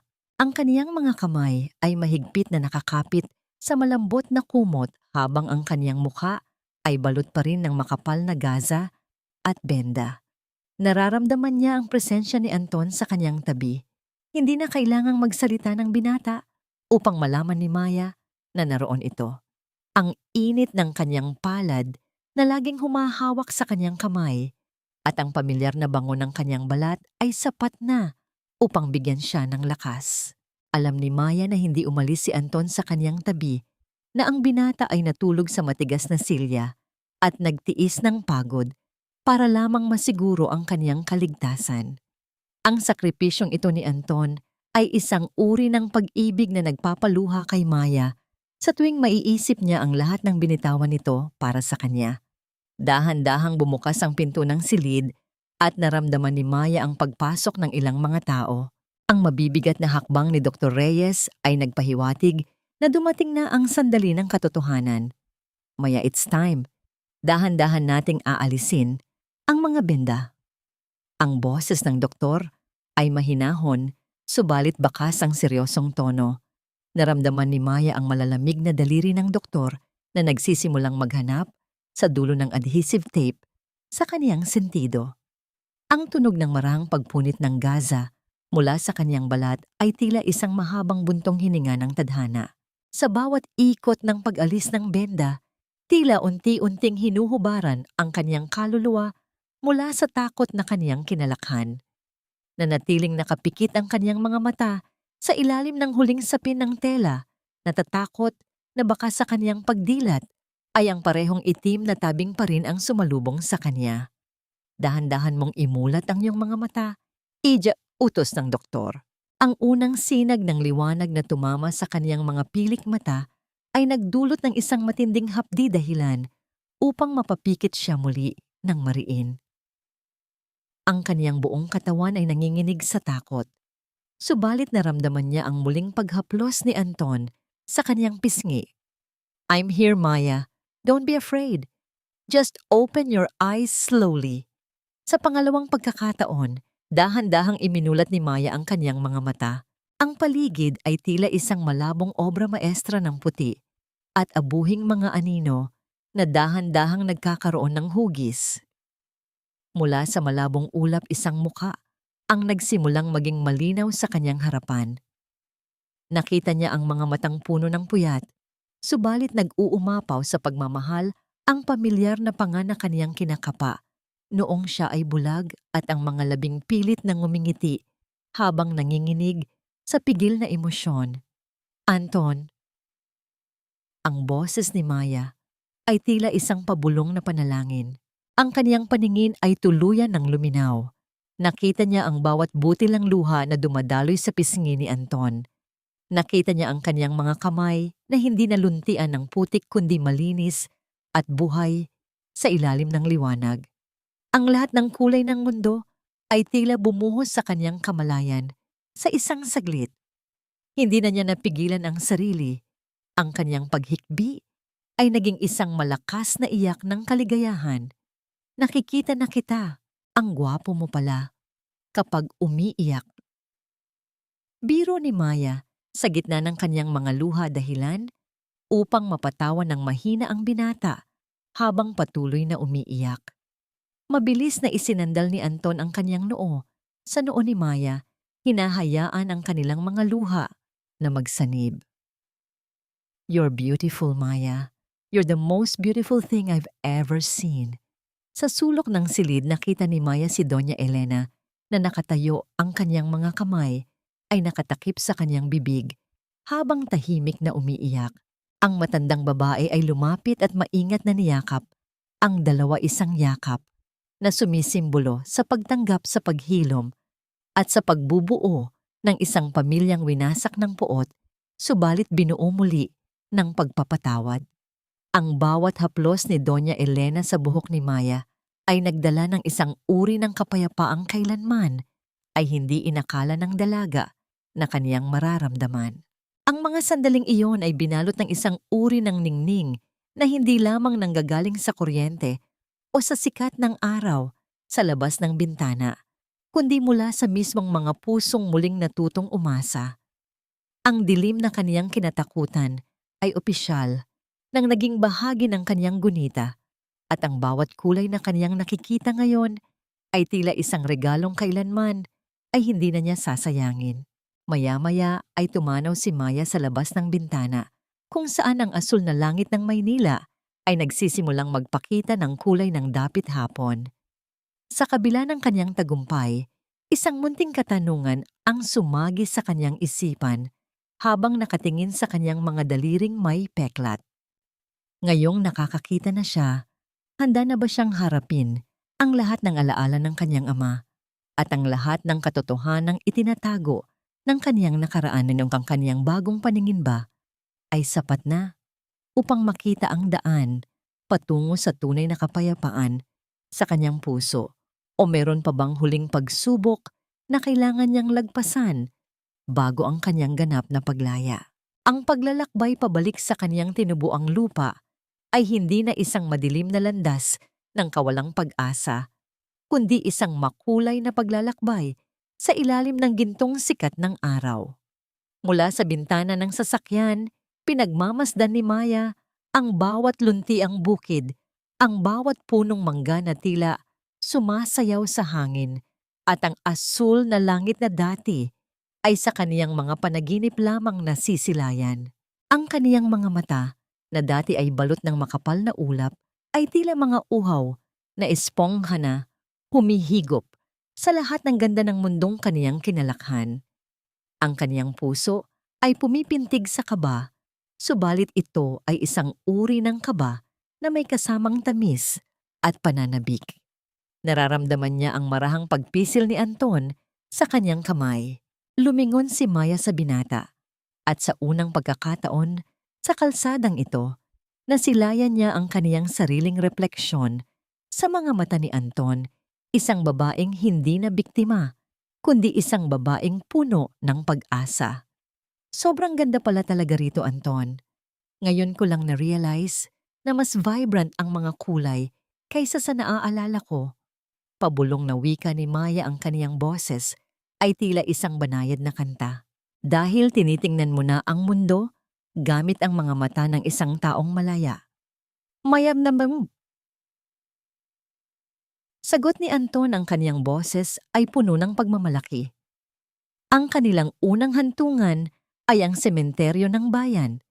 Ang tunog ng mga tuyong dahon na nadudurog sa ilalim ng kanilang mga sapatos ay nagdadala ng isang seryosong tono sa paligid. Huminto si Maya sa harap ng puntod ng kaniyang ama. Marahan siyang lumuhod, ang kaniyang mga daliri ay humahaplos sa nakaukit na pangalan sa marmol. Sa pagkakataong ito, hindi lamang niya nararamdaman ang mga letra. Nakikita niya ang bawat linya, ang bawat munting bitak sa bato na tila mga marka ng panahon. Tay, nakakakita na po ako.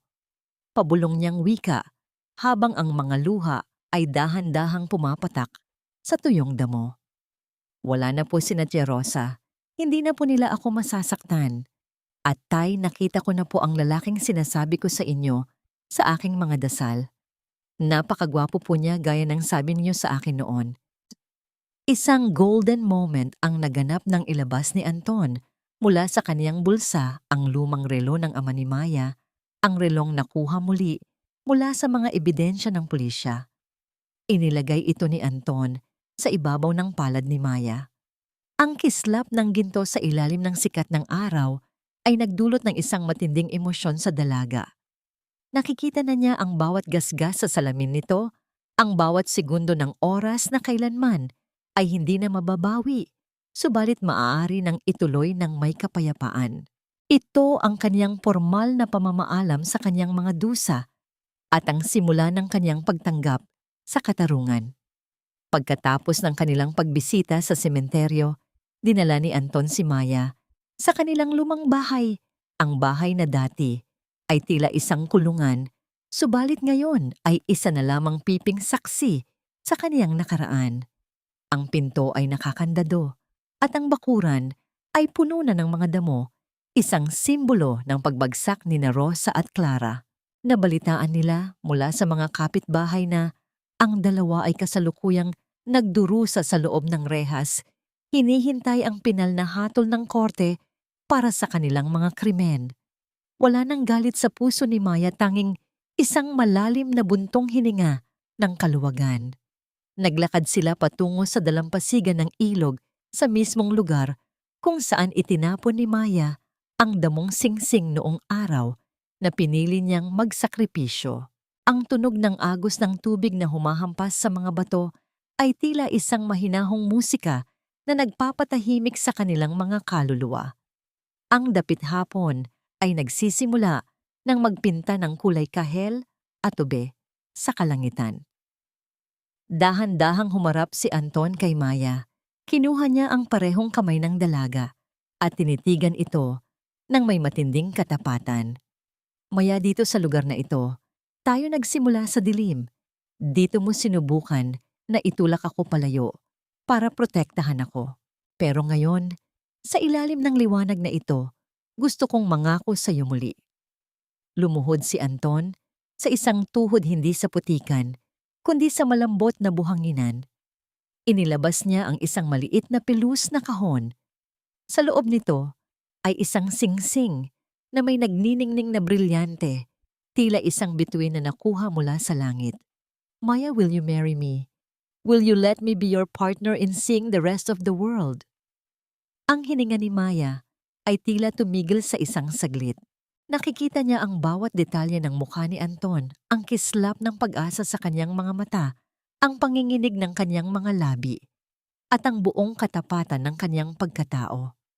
Ang kanyang puso ay napuno ng isang uri ng kaligayahang tila sasabog sa kanyang dibdib. Yes, Anton. Higit pa sa oo, sagot ni Maya sa gitna ng kanyang mga ngiti at luha.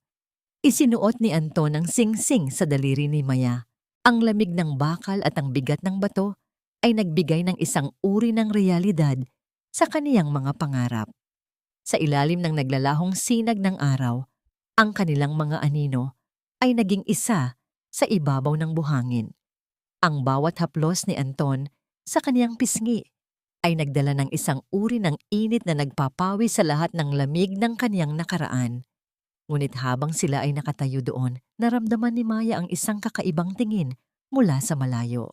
Isang figura ng isang matandang lalaki ang nakatayo sa kabilang panig ng ilog, tila pinagmamasdan sila.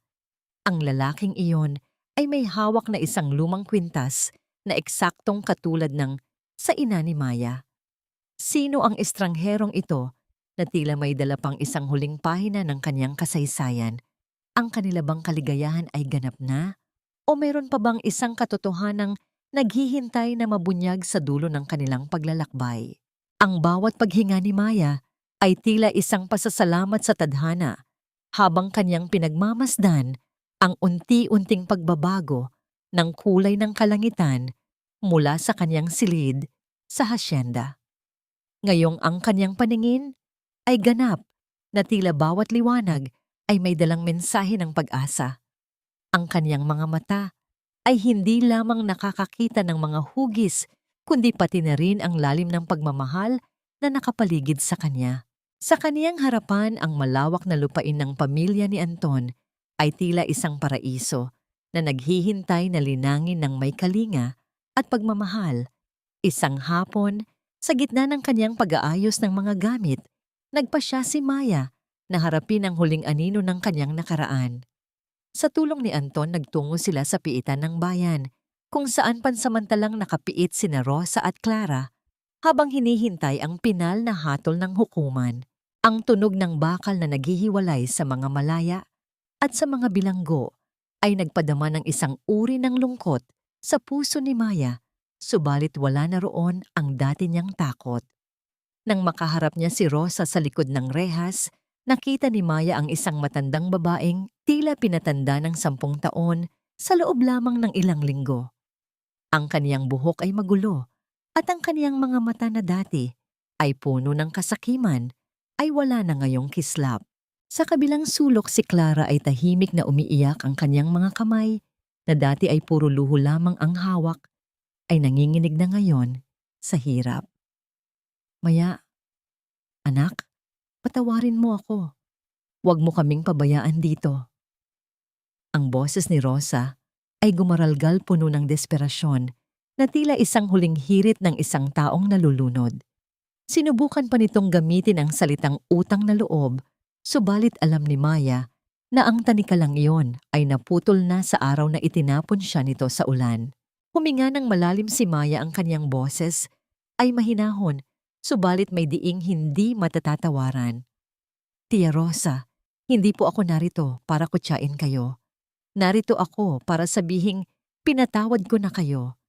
Hindi dahil sa karapat-dapat kayo, sa kapatawaran, kundi dahil ayaw ko nang dalhin ang bigat ng galit sa puso ko habang nagsisimula ako ng bagong buhay. Ang batas na ang bahala sa inyo at ipagdarasal ko na lang na matagpuan nyo ang tunay na pagsisisi. Ang pagbitaw ni Maya sa mga salitang iyon ay tila pag-alis ng isang napakabigat na dagan sa kaniyang dibdib. Sa unang pagkakataon, ramdam niya ang ganap na kalayaan, isang kalayaang mas maliwanag pa sa sikat ng araw. Paglabas nila ng piitan, isang matandang lalaki ang naghihintay sa labas ng bakuran, ang estrangherong nakita ni Maya sa dalampasigan noong nakaraang araw. Ang kaniyang mga mata ay puno ng emosyon habang nakatitig sa dalaga. Lumapit siya at dahan-dahang inabot ang isang maliit at lumang kahon na yari sa kahoy. Ika'y kamukhang kamukha ng iyong ina, Maya. Ang boses ng matanda ay tila isang bulong mula sa nakaraan. Ipinakilala niya ang kanyang sarili bilang si Mang Tomas, ang kapatid ng ina ni Maya na matagal nang nawalay sa pamilya dahil sa mga maling akala at gulo sa lupa noon.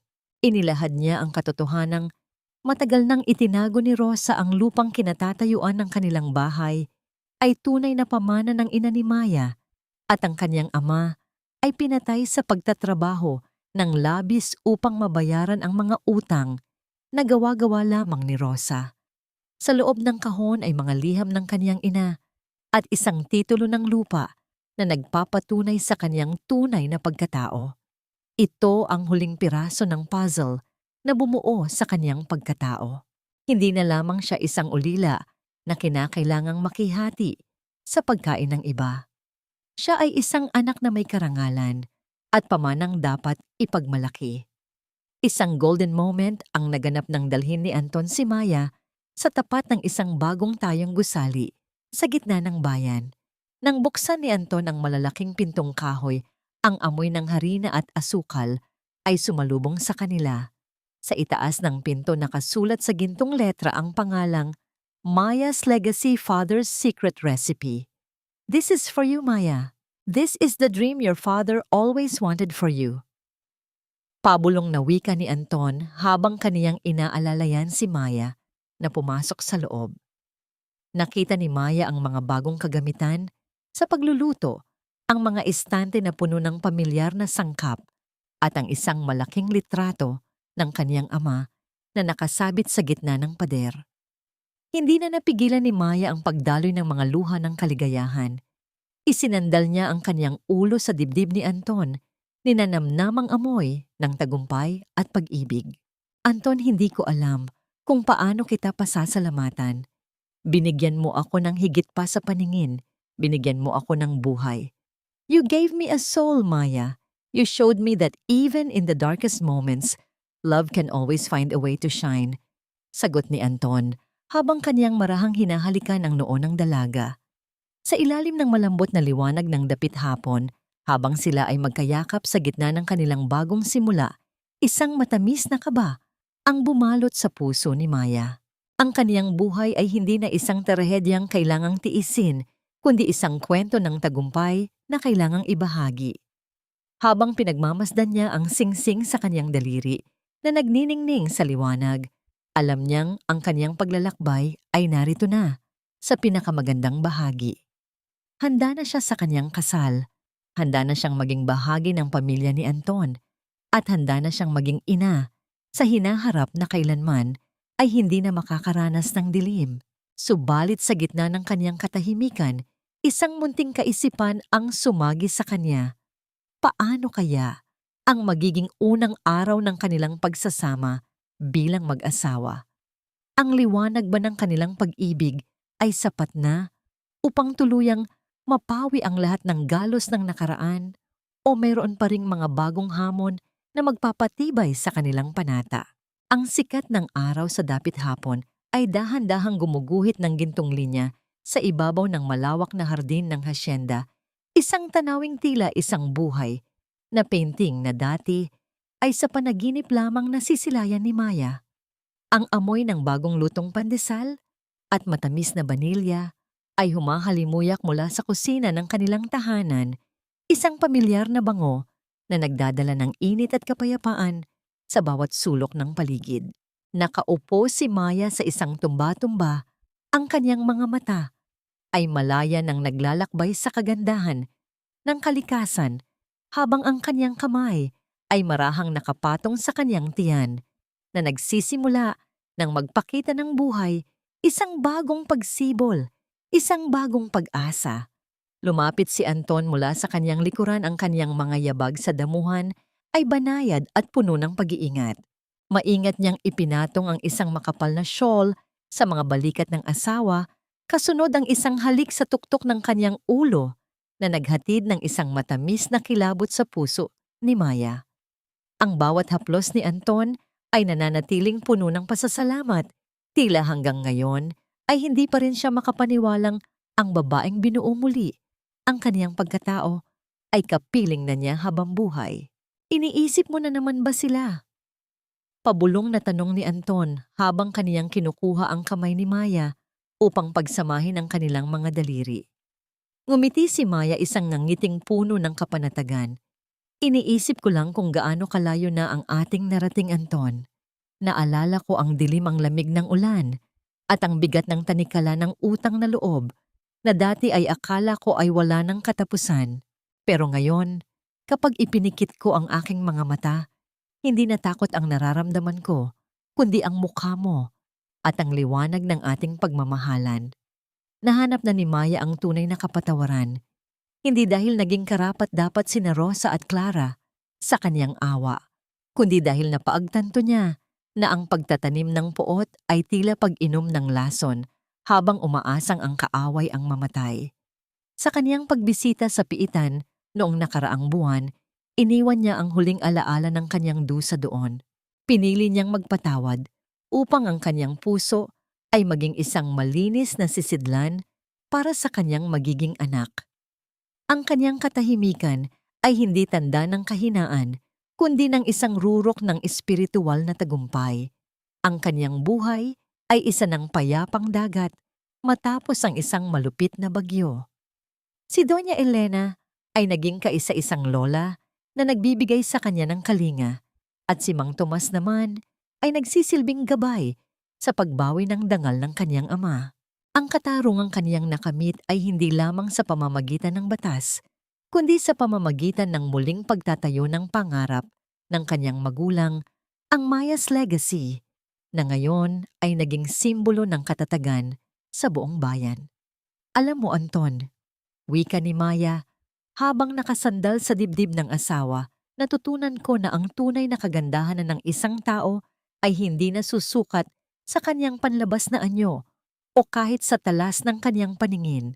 Ang tunay na liwanag ay nanggagaling sa loob, sa kakayahang magmahal, nang walang kapalit, sa lakas na bumangon mula sa pagkakalugmok at sa tapang na magpatawad sa gitna ng kawalang katarungan. Hinigpitan ni Anton ang yakap sa kanya. At ikaw ang pinakamaliwanag na bituin sa buhay ko, Maya. You taught me that sight is a gift, but vision, the ability to see the good in everyone, is a grace. Habang ang araw ay tuluyan ng lumulubog at ang unang bituin ay nagsisimulang kumislap sa kalangitan, ang mag-asawa ay nanatiling magkayakap sa gitna ng katahimikan. Ang kwento ni Maya, na nagsimula sa isang madilim na sulok ng kusina, ay nagtatapos sa ilalim ng malawak at maliwanag na langit ng hasyenda. Isang paalala sa lahat ng mga nakikinig na anuman ang tindi ng dilim na kasalukuyan ninyong nararanasan, laging may bukas na naghihintay, isang bukas na puno ng kulay, himig, at ang walang hanggang init ng tunay na pag-ibig. Ang bawat sugat ay naghilom na, at ang bawat luha ay naging perlas ng karunungan. Sa dulo ng paglalakbay na ito, napatunayan ni Maya na ang isang pusong marunong magtiwala sa Diyos at sa sarili ay kailanman ay hindi mananatili sa dilim. Ang kanyang kwento ay hindi lamang tungkol sa isang babaeng bulag na nakakita muli, kundi tungkol sa isang kaluluwang nahanap ang kanyang tunay na tahanan sa gitna ng pag-ibig at kapayapaan.